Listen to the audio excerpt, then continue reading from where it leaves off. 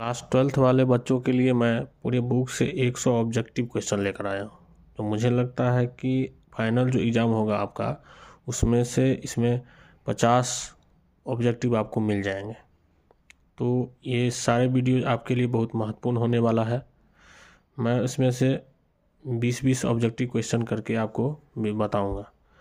तो हम शुरू करते हैं। सबसे पहला क्वेश्चन है, सिंधु घाटी सभ्यता का प्रमुख नगर कौन सा था? ऑप्शन दिया है पाटलिपुत्र, हड़प्पा, ऊर और मदुरै।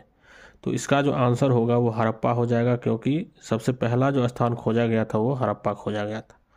दूसरा क्वेश्चन है, सिंधु लिपि किस प्रकार की मानी जाती है? तो अगर आप पढ़े होंगे तो पता होगा कि सिंधु लिपि को आज तक कोई नहीं पढ़ पाया है, लेकिन उसका जो था वो चित्र के माध्यम से उसमें बताया गया था। तो इसका जो आंसर हो जाएगा वो चित्रलिपि हो जाएगा। तीसरा है, मोहनजोदड़ो किस नदी के तट पर स्थित है? तो इसका आंसर जो होगा वो सिंधु होगा।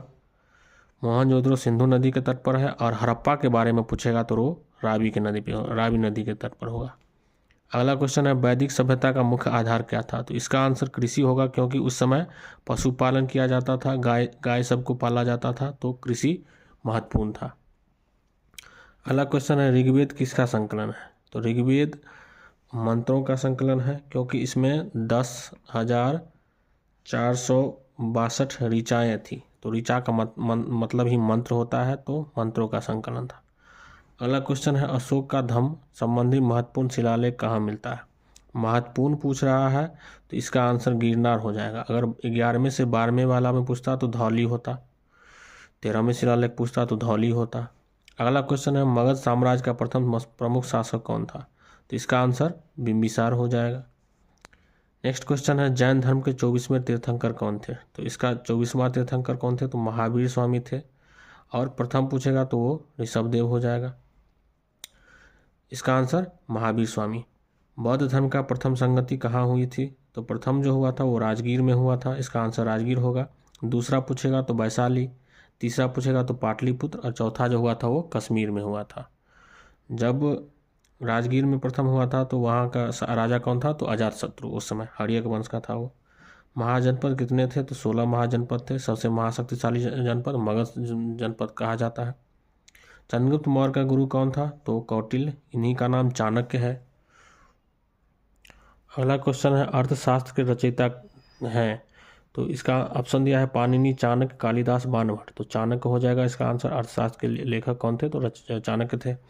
गुप्त शासन को किस युग के नाम से जाना जाता है?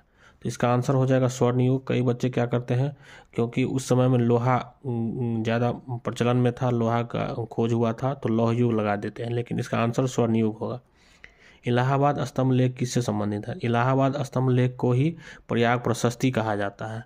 तो उसमें प्रयाग प्रशस्ति में समुद्रगुप्त का उल्लेख था, तो इसका आंसर समुद्रगुप्त हो जाएगा। दक्षिण भारत का प्रसिद्ध चालुक्य वंश कहाँ से संबंधित थे? तो इसका आंसर बादामी हो जाएगा, बादामी आंसर। कुतुब मीनार किसने बनवाया? कुतुबुद्दीन ऐबक ने बनवाया। अकबरनामा किसने लिखा? तो अबुल फजल ने लिखा। शिवाजी का गुरु कौन था? तो इसका आंसर हो जाएगा समर्थ रामदास। भक्ति आंदोलन में निर्गुण भक्ति का प्रमुख कवि कौन था? तो कबीर हो जाएगा, निर्गुण भक्ति के कवि थे। सूफी सिलसिला चिश्ती का प्रारंभ भारत में किसने किया? तो इसका आंसर हो जाएगा ख्वाजा मोइनुद्दीन चिश्ती। आगे के 20 क्वेश्चन मैं आपको अगले वीडियो में बताऊंगा।